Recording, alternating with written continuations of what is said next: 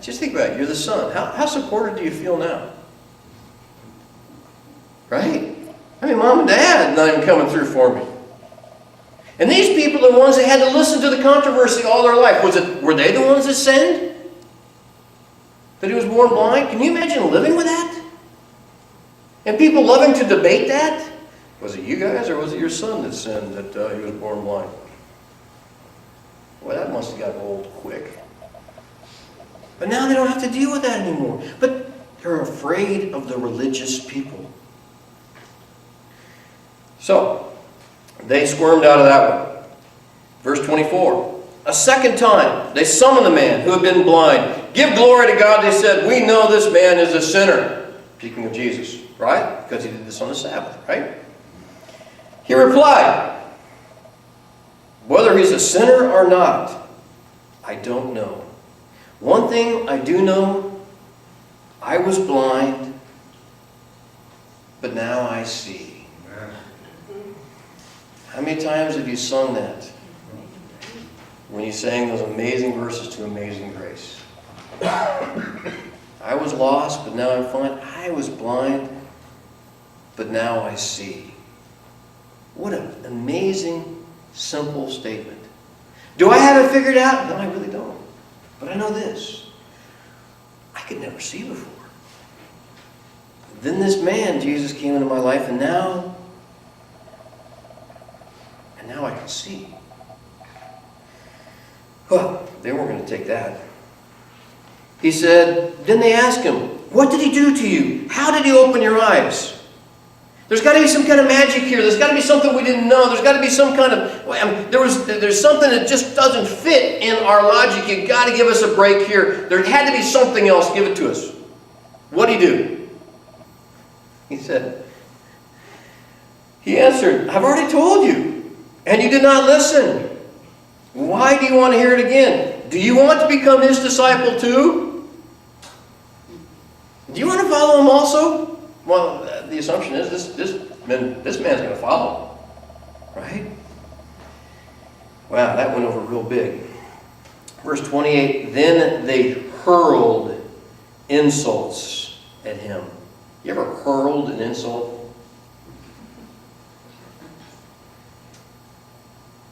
I mean, just had a real good one. And you waited for just the right time. And you let that baby go. And you expected to just demolish the person. Right? They were hurling more than one insults at him.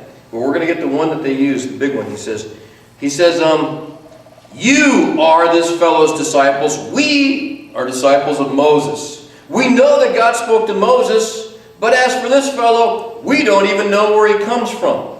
We've seen that for a couple chapters, remember? We don't know where he comes from? Okay. The man answered, now that is remarkable. By the way, he was not demolished yet. Okay.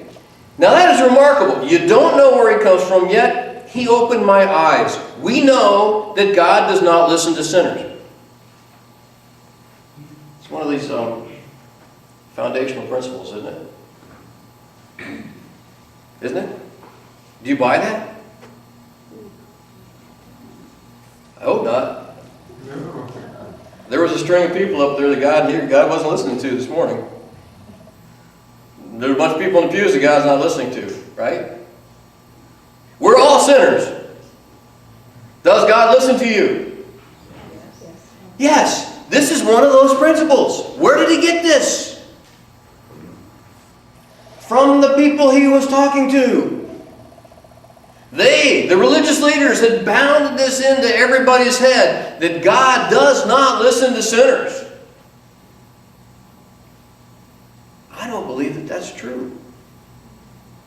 I personally think God listens to me, a sinner, when I pray. But this is one of those religious foundational principles that they had stuffed down their throat. This is what they build these amazing arguments about why they are so special and everybody else isn't. This is one of them. And this man didn't know that that wasn't true. But there's nothing they could say because this was one of their beliefs. God doesn't listen to sinners. He says, we know that God does not listen to sinners. He listens to godly men who does His will. Nobody has ever heard of opening the eyes of a man born blind. If this man were not from God, he could do nothing. He had them by their own logic. To this they replied, you were steeped in sin at birth. How dare you lecture us? And they continued the debate. No, they didn't. They threw him out. When was the last time you made tea? Yeah. You take a tea bag and you steep a tea bag, right? Right? And that hot water that you put in the cup, or you put in the pot, it goes all the way through and all that good stuff from the tea. You know, I'm sure you all drink good green tea and all. Seeps out in there and then you drink it, right? You know what they just got through saying to him? You're steeped in sin at birth. Why? How do we know that? Because you were born blind. This is the debate that started this whole thing, right? Who sinned that this man was born blind? Him or his parents? They said, well, we haven't worked that out. Some of us are with your parents, some of us with you, but there's one thing we know. You are steeped with sin. You shouldn't dare lecture us, the religious leaders. You sure shouldn't use our logic back on us. You shouldn't say things that make us look like we don't know what we're talking about. You shouldn't say things that look like they disagree with what we believe. You shouldn't even ask us to examine basic principles again. We've already decided about this guy, Jesus. Despite this evidence, and despite what he did, we are not going to believe in him. And that's the end of the discussion. Get out of here. Wow. The text says, Jesus heard that they had thrown him out. How do you think Jesus heard that? Everybody in town is talking about this, okay? How well did it go? Well, they threw him out. And when he found him,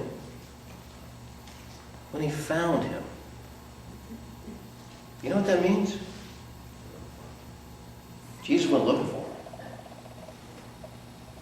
Everybody else kind of wanted to stay out of his way. This man who is just filled with wonder at everything he sees because he's never seen it before, and at every person that he knows that he recognizes their voice, but he's never seen their face, never seen what kind of build they had, wouldn't be able to recognize them unless he heard their voice. People are avoiding him now. And Jesus went looking for him.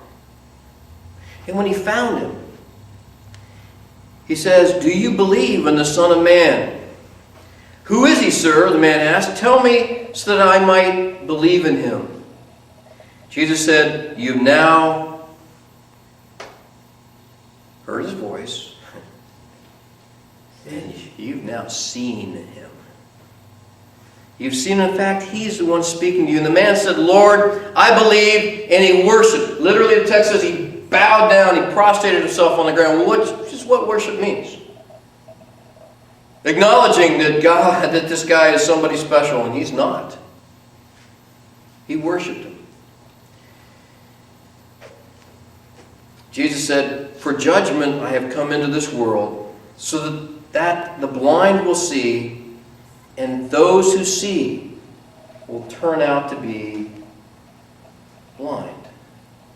Remember, this all started with Jesus saying, "I am the light of the world." Some Pharisees who were with him, by the way, Jesus had Pharisees with him. They kind of sort of believed him. Sometimes maybe they were just wandering around to see what he would say if they could catch him. But they were Pharisees with him. Anyway, they said, Pharisees who were with him heard him say this and asked, "What? Are we blind too?"